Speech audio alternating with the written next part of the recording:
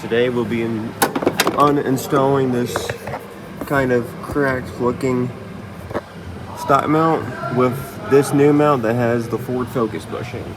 And we'll be doing the same thing for this here torque arm. When you're doing this, because my car is lowered, I had to raise it up a bit. Take this jack, put a piece of wood on it, take it up to the oil pan, and just jack it up enough to where you can get this 18mm bolt out of the side.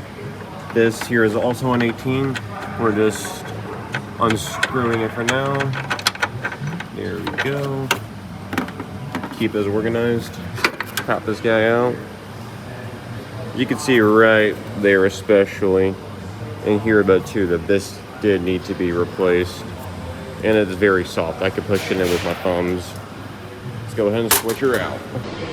Something to note about this is when you put them side by side, this hole is off center and this one is centered.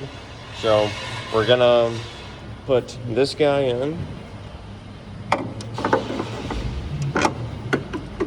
We're just gonna thread this in enough to where it stays in place.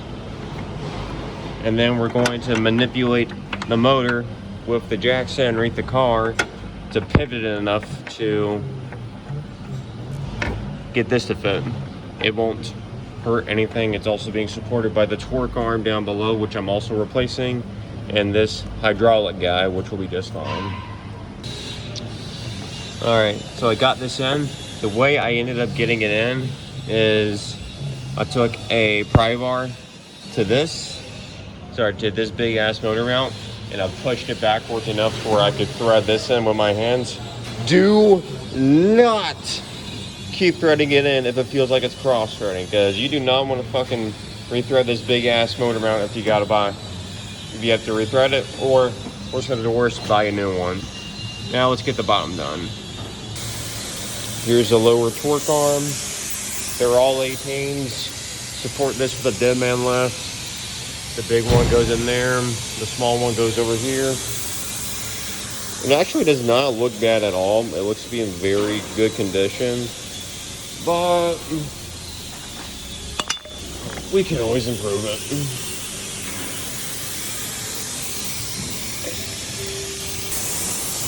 I had to shave down the Focus bushing a little bit to get it to fit.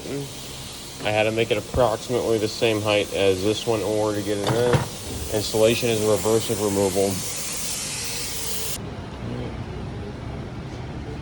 Once you have that installed, you're good to set down the car.